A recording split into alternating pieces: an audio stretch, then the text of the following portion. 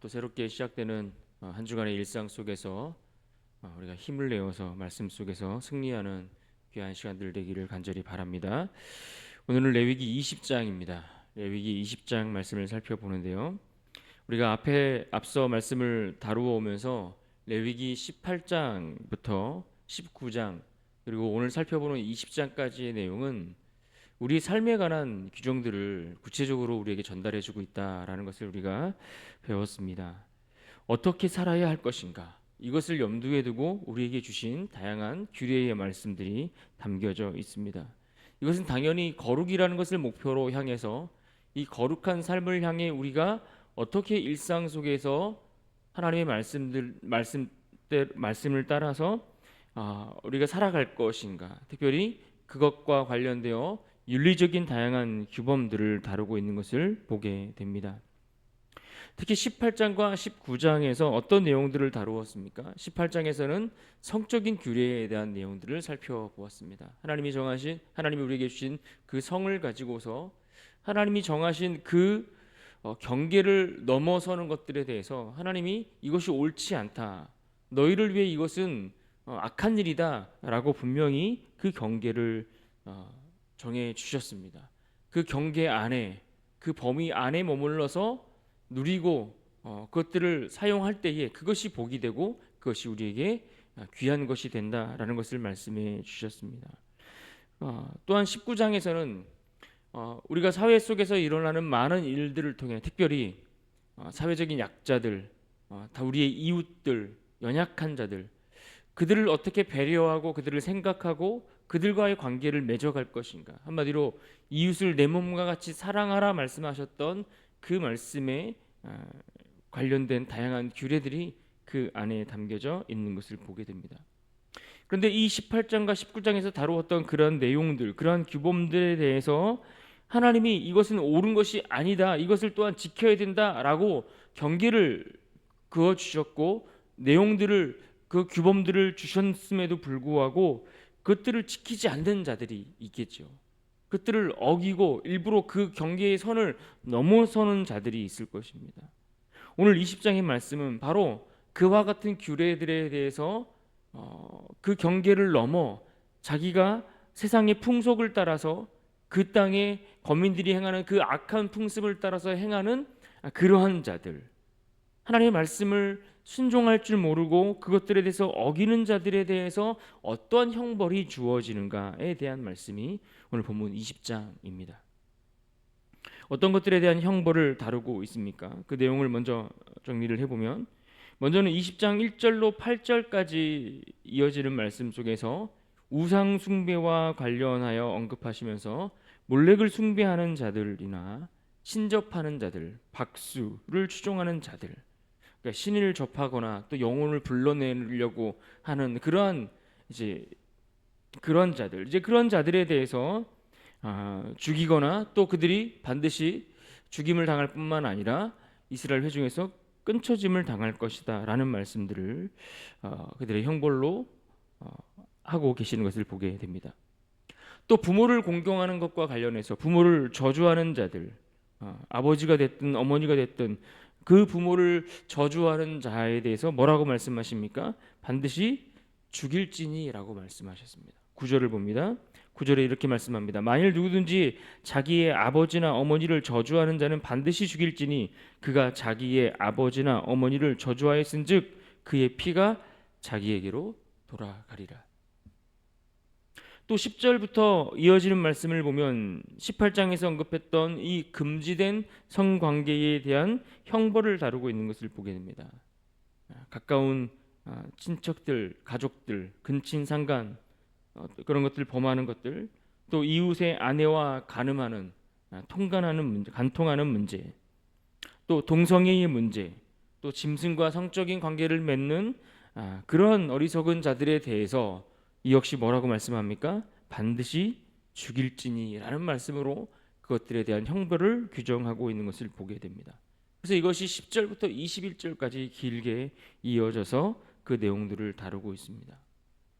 그리고 그 이후에 나오는 말씀들은 18장부터 20장까지 지금까지 해왔던 그런 말씀들에 대한 하나의 결론으로서 그들에게 주어진 말씀이 그 이후에 나오는 말씀들이다라고 정리해 볼 수 있습니다.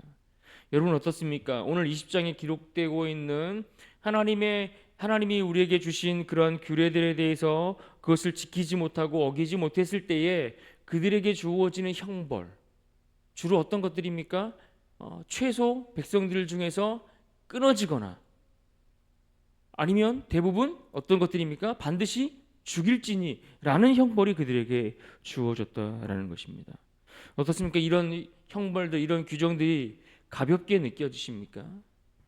오늘 말씀에 보면 하나님이 정하신 이 규정들에 대한 형벌이 결코 가볍지 않은 것을 우리는 보게 됩니다. 무슨 말입니까? 하나님이 우리가 일상을 살아가면서 우리의 삶을 통해 이루어가야 될 그 거룩의 문제를 다루시면서 그것을 결코 가볍게 취급하거나 아무것도 아닌 것처럼 그냥 넘어갈 문제로 그렇게 다루지 않고 굉장히 무게 있게 이 문제를 다루고 있는 것을 우리는 보게 됩니다.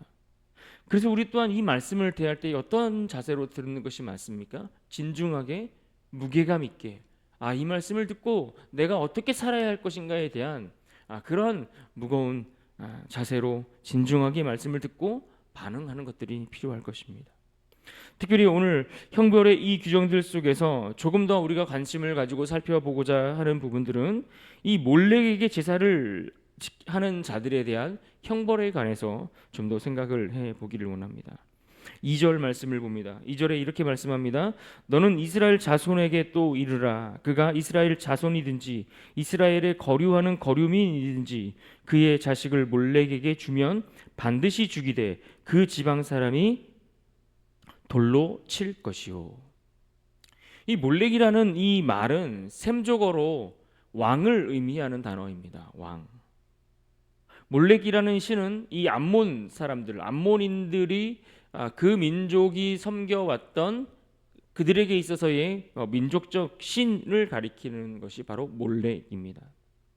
그런데 성경에 보면 이 몰렉 신 앞에 제사를 드리는 이 문제가 종종 또 자주 등장하는 것을 우리가 보게 됩니다.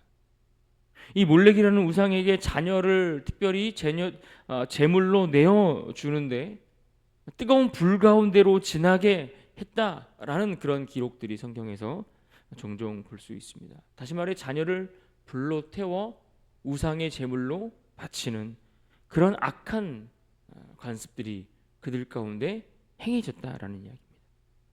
그래서 성경은 이와 같이 이 몰렉이라는 우상을 숭배하는 것 그 자체를 율법을 통해 철저히 금지시키고 있음에도 불구하고 실제 이스라엘의 역사를 보면 어떻습니까?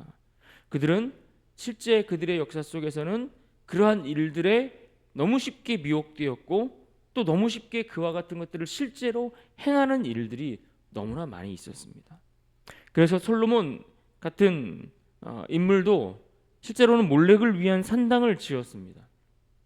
아하스나 므낫세 같은 왕들은 바로 자녀들을 몰렉에게 그렇게 제물로 내어 바치는 그러한 일들을 실제로 행했던 왕들이기도 합니다. 왜 이렇게 쉽게 미혹되었을까요? 그것은 그만큼 그 당시에 그와 같은 일들을 행하는 것이 흔한 일들이었다라는 겁니다. 매우 흔한 일들이었고 또 그렇게 행하는 사람들을 옆에서 지켜보고 있노라면 마음이 혹할 만큼 굉장히 매력적인 무엇이 그들에게 분명히 있었다라는 이야기입니다. 그래서 사람들이 그것을 보고 따라갔다라는 것이죠. 그러니까 그냥 따라가는 게 아니라 나도 저렇게 하면 내게 무엇이 주어지겠구나라는 어떤 유익이 생각나고 또 그것에 미혹돼서 따라가게 되더라는 겁니다. 그래서 우리는 이같이 이 몰렉에게 자녀를 제물로 바치는 이 문제를 오늘 성경이 단순히 이것을 제의적인 어떤 규정의 문제로 취급하는 것이 아니라 우리가 사는 일상에서 만나는, 우리가 삶 속에서 흔히 만날 수 있는 어떤 윤리적인 문제로서 이 문제를 취급하고 있다는 것을 우리는 주목해 봐야 합니다. 5절 말씀을 볼까요? 5절에 이렇게 말씀합니다. 내가 그 사람과 그의 권속에게 진노하여 그와 그를 본받아 몰렉을 음란하게 섬기는 모든 사람을 그들의 백성 중에서 끊으리라. 여기 보시면 뭐라고 말씀합니까? 몰렉을 음란하게 섬기는 모든 사람이라고 했습니다. 그러니까 몰렉을 섬기는데 음란하게 섬기는 자들이라고 표현했어요. 무슨 말인가 하니 이 몰렉에게 제사를 드리는데 이 몰렉에게 제사를 드릴 때에 어떤 일이 함께 벌어졌다는 겁니까? 음란한 성적 행위가 그 제사 가운데 함께 동반되었다라는 것을 이야기하는 겁니다. 당시 여러분 이방신들에게 제사를 드리는 것들은 이 몰렉에게뿐만 아니라 다른 이방신들을 섬기는 대부분의 제사들은 항상 그들의 그 제의적인 행위 속에 늘 성적인 음란한 행위가 함께 수반되고 동반되었다는 것을 우리는 기억할 필요가 있습니다. 단순한 제사로 끝나는 것이 아니라 그 제사를 위해 존재했던 당시의 그 사제들과 함께 또 제사를 드리는 그 당사자들이 어떤 성적인 행위를 통해서 매우 음란한 행위들이 그 안에서 너무나 문란하게 행해졌다라는 것입니다. 더욱이 몰렉에게 제사를 드리는데 이 제사를 드릴 때 그들이 바치는 제물이 무엇이었습니까? 짐승이 아니었습니다. 그들이 집에서 기르는 가축을 가져다가 드린 것이 아니었던 것을 우리는 봐야 합니다. 자기 자녀를 데려다가 제물로 드렸습니다. 우리의 자녀를 데려다가 몰렉이라는 신 앞에 우상으로 그것도 불로 지나게 했다라고 성경은 말씀해 주고 있습니다. 이것을 연구하는 학자들에 따르면 이 몰렉이라는 우상을 섬길 때 어떻게 제사를 드렸는가 하니 이 몰렉이라는 그 우상의 형상이 있지 않겠습니까? 그러면은 그 형상의 팔 부위를 뜨겁게 달궜다라고 이야기합니다. 어떻게 뜨겁게 달궜는지 모르겠지만 아무튼 이것을 뜨겁게 달궈서 이 팔 사이로 그 자녀가 통과하도록 그렇게 시켰다는 겁니다. 그래서 이 불 가운데로 지나간다는 표현이 그와 같은 의미라는 것입니다. 그런데 얼마나 뜨겁게 팔을 달궜는가 하면은 그 사이를 자녀가 지나가는 사이에 그것을 견디지 못해서 대부분 죽게 된다는 거예요. 그러면은 그 자녀를 불로 태워서 우상의 제물로 바쳤다는 겁니다. 너무나 끔찍한 일 아닙니까? 너무나 끔찍하고 잔인한 일들을 어떻게 이런 일들이 벌어질 수 있을까 싶은 일들을 그들이 그렇게 아무렇지 않게 행했다라는 겁니다. 왜요? 그들은 그렇게 하면 그들이 이 일을 통해서 그렇게 자녀를 제물로 바치는 그 일을 통해서 그들은 풍요를 얻을 수 있고 젊음을 얻을 수 있다라고 믿었기 때문에 그렇습니다.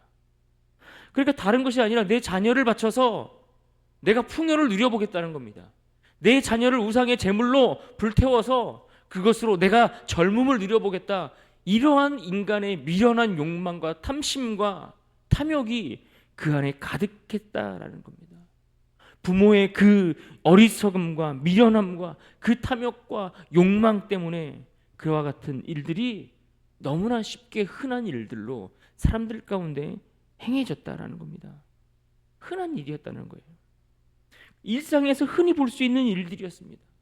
당시 사람들은 어리석어서 이 어린이들을 함부로 대하는 일들이 참 많이 있었죠. 중세 시대에만 해도 어린이에게는 영혼이 없다고 생각을 했어요. 그래서 어린 아이들을 막 쉽게 아이들을 집어 던지고 이런 일들이 굉장히 흔하게 당시 사회 속에서 있었던 기록이 있거든요. 어쨌든 이 고대 구약 시대만 생각을 해봐도 이 자기 자녀를 몰렉에게 내어 주었습니다. 이것이 자녀들이 당시에는 많았으니까 그 중에 한 자녀 정도 바치는 것 아무것도 아닌 일이라 그렇게 생각했겠습니까?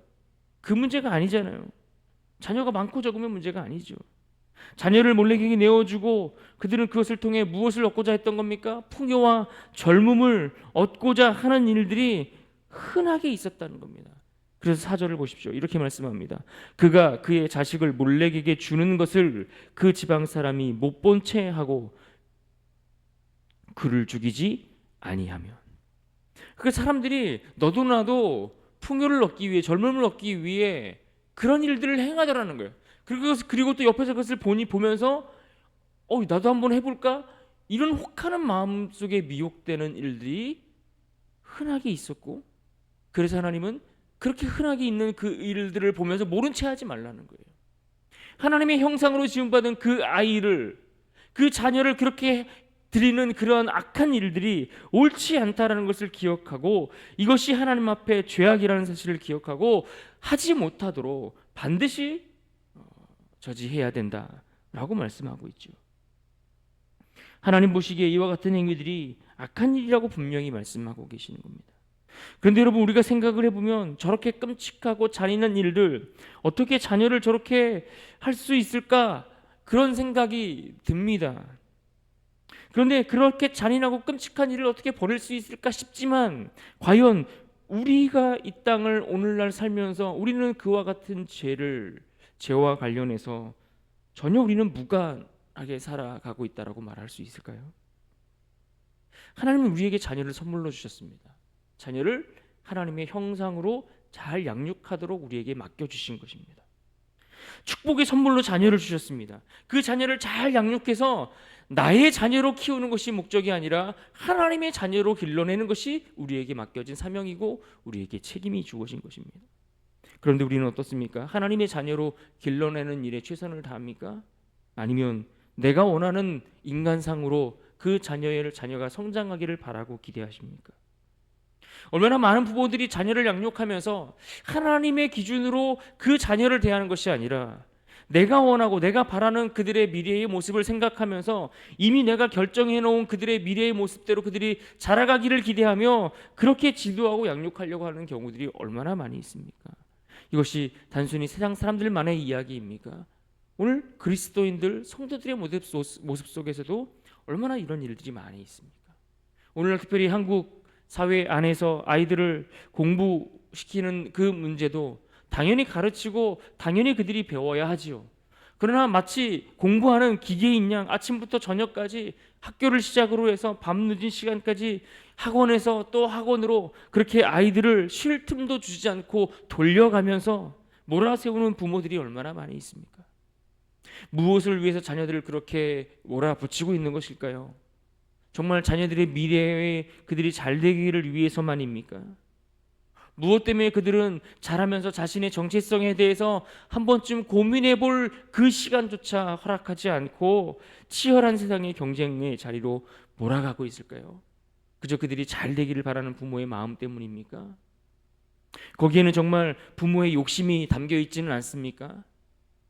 내가 누리지 못했던, 아니 나는 이 정도 누리니까 너희도 내 수준에 맞춰서 이 정도는 따라오든지, 아니면 나는 이렇게 살지 못했을지라도 너희는 이렇게 살아야 한다라고 하는 부모의 이기적인 심리가, 탐욕과 욕망이 그 안에 작용하고 있는 것은 아닌가요?